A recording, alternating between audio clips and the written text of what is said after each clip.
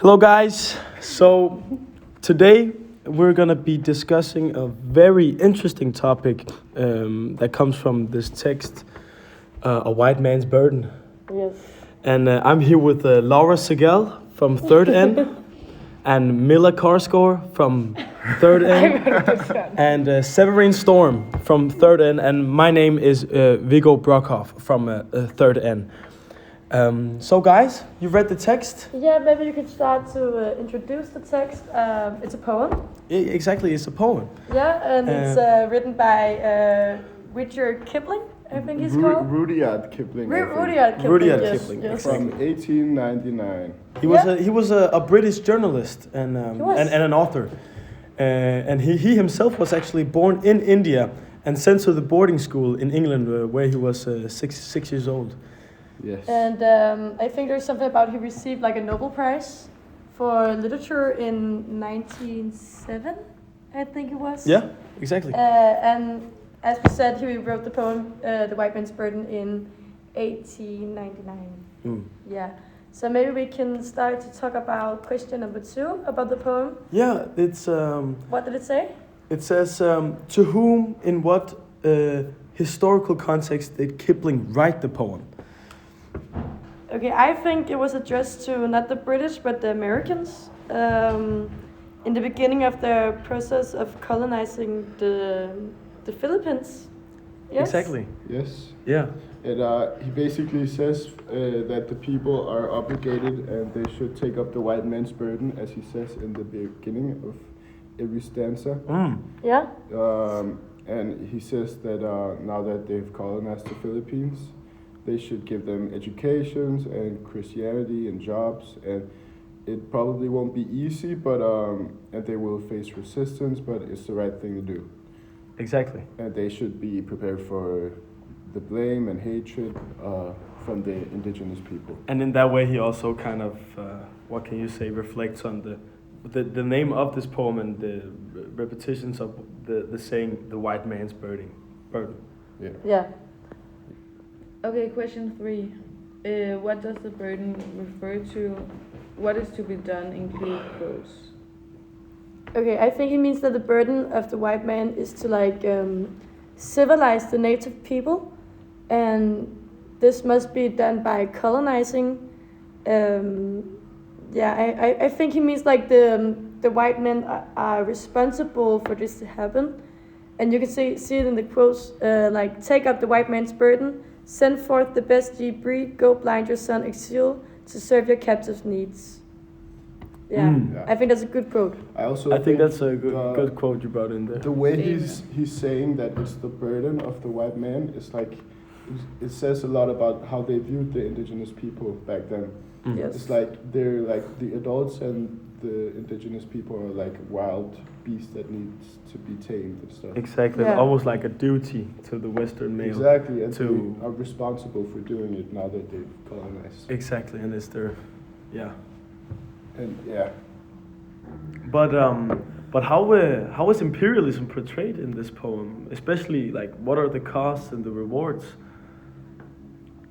I feel like imperialism is like a burden carried by the white man, like I said before. Okay, so it's portrayed as a burden.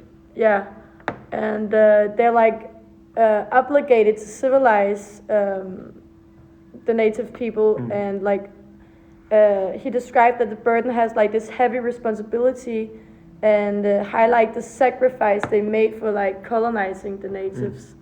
And you can also see it in the quote where he said, the new cut southern people, half devil, half child. Ah. It like kind of reflects like on the, what do you call it? The paternalistic. Yeah, the paternalistic view on the imperialism, Yeah. where the colonizers see themselves as like a superior and like obligated to civilize the southern people, as he said in the quote. Yeah, so the white man views himself as like this higher up class of people.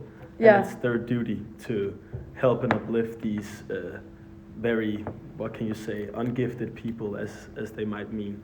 Yeah, exactly. and I also think it's interesting the way like he frames it, and like compared to now, it's seemed pretty racist the way they're framing the whole situation. Yeah.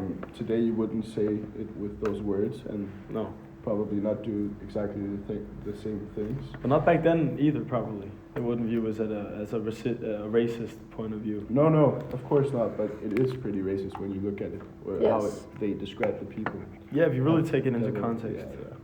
yeah. I also have another quote. It says, "Your new cut southern people and take your place among the 12." I feel like the white man will attain a higher status, like being counted among the elite nations, if that makes sense. Yeah. Okay, so they Like the 12, like kind of the elite nations, like the big nations, implies like the imperialism can elevate like this status, like a higher status, by taking these native people and colonizing them. okay, so if it it makes actually sense. gives higher power to the colonizers. Yeah, because they like, oh, how do you say it? Yeah, I think you're right. Yeah, I think you're right. Yeah, if it makes sense. if the Western and elite nations colonize these indigenous people and their land, Yeah. uplifts them so they can make a margin of profit or something for their own country. It also Yeah, elevate like their status Exactly, and it- like the power of the colonized. Like exactly, and it further sustains their power exactly. in the world, Yes. not only in the West but now in the East. I Yes. think you're right. I think Yeah, you're right. thank you. Okay, so how are the natives portrayed? I wrote some quotes down for the poem. It says, "Take up the white man's burden, and I have done with childish days, the lightly proffered laurel and the easy how do you say this? Yeah, okay, so the easy ungrudged praise. Yeah, I feel like the quote suggests that the natives have like seen as a childish and in need of guidance of the white man's burden. That's why they colonize. Yeah, and I think I think you brought it up earlier actually with this almost like parent-child dynamic that is almost created, Exactly. like almost like a father's duty Yeah. to care for his child or They need to teach them. teach He yeah, exactly also, teach the child. He says in stanza 2 that they should use simple communication, Yeah, which also implies that they're like childish and stuff, Yeah. and exactly. elaborates on this paternalistic view on the people. Yeah. Yeah, very I good. think you're right. Yeah, I think you're right. He also says that what extent does Kipling describe of the native correspond with the one person in his short story Lisbeth, the one we wrote for like 2 weeks ago, I think. So how does Kipling's description Yeah, of the natives correspond Yeah. with the one person in his story of Lisbeth. I mean, there are some similarities between the portrayals in these two works, like such as the native characters being seen as less advanced or in need of guidance from the white man. Yeah.